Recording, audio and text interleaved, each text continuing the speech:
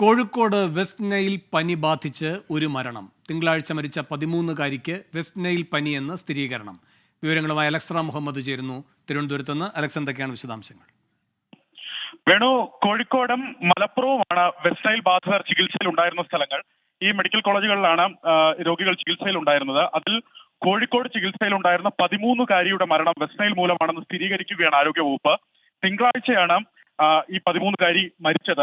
Beypore സ്വദേശിനിയാണ് 13-കാരി. Kozhikode medical കോളേജിൽ ചികിത്സയിലായിരുന്നു. ഇന്നലെ ആരോഗ്യവകുപ്പ് പുറത്തിറക്കിയ കുറിപ്പിൽ, അതായത് ആരോഗ്യവകുപ്പിന്റെ ഔദ്യോഗിക വിവരത്തിലാണ് ഈ മരണം വെസ്റ്റ് നൈൽ മൂലമാണെന്ന് സ്ഥിരീകരിച്ചിട്ടുള്ളത്.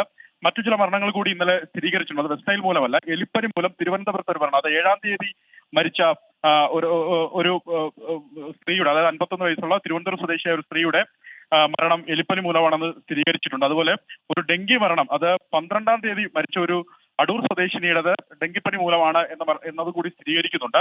എന്താണെങ്കിലും കൃത്യമായി തന്നെ നേരത്തെ ഈ വെസ്റ്റ് നൈലുമായി ബന്ധപ്പെട്ട് രോഗികൾ ചികിത്സയിലുള്ള ഘട്ടത്തിൽ തന്നെ ആരോഗ്യവകുപ്പ് ഇതിനെതിരെയുള്ള ജാഗ്രതാ നിർദ്ദേശം പുറപ്പെടുവിച്ചിരുന്നു. കൊതുക് മൂലം പരത്തുന്ന വൈറസ് മൂലമാണ് ഈ വെസ്റ്റ് നൈൽ പനി പടരുന്നതെന്ന് അറിയാം. ചില രോഗികൾ ഇപ്പോഴും മലപ്പുറത്ത് ചികിത്സയിൽ ഉണ്ടെന്നാണ് അറിയാൻ കഴിയുന്നത്. എന്താണെങ്കിലും അവരെ നിരീക്ഷിച്ചു വരികയാണ് ആരോഗ്യവകുപ്പ്. വേണം. അലക്സ മുഹമ്മദാണ് തിരുവനന്തപുരത്ത് നിന്ന് വിവരങ്ങൾ നൽകിയത്.